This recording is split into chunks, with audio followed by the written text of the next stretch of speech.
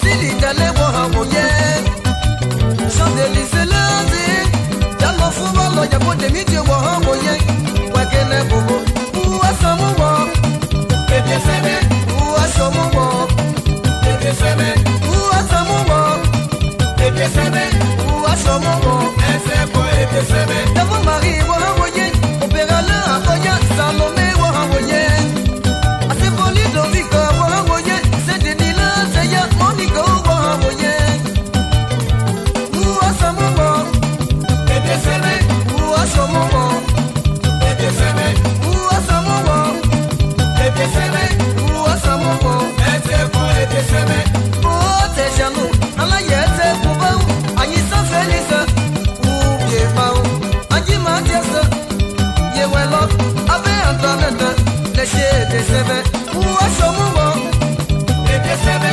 Uasamuwa, Baby Sebe.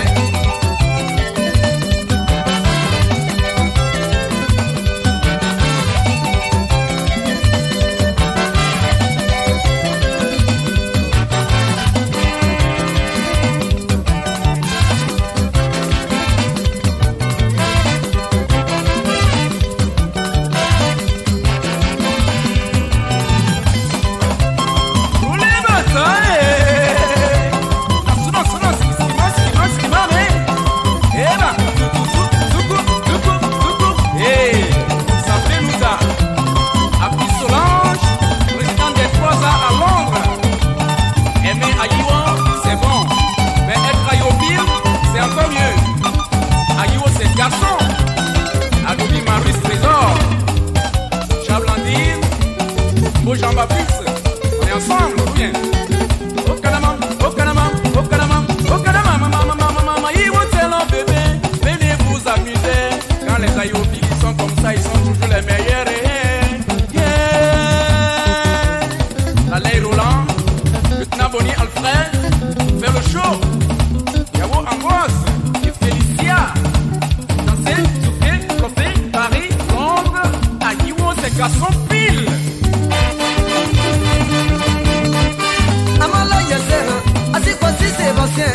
Você bobo api você inga fuji. Akola sana chekwa, aki bedu, alebo anola, aye kesebe. Sabio si akubonezi, agela musa bado. Ami ayiwo, ona sele pompe mi. Sebe basi solezi, okwa masole. Wayo, ona sele pompe mi. Toto kwa bonzu, sasi abingulezi. Alokwa lesango, ona sele pompe mi. Sebe basi aferi lezi, asabe obieru. C'est bien c'est, on a fait les problèmes. Vaya mo kuatona, menajement me bosse. Y'a le faire pourquoi, on a fait les problèmes. Ce n'est pas ça me peut laisser. Y'a pas de maison, on m'a les halayé, on a fait les problèmes. Bétail polite, on a fait les problèmes. Y'a l'eau Agnès, on a fait les problèmes. Affayi Sosa, on a fait les problèmes. Agbaou Soba, on a fait les problèmes. Aye Mathias, on a fait les problèmes.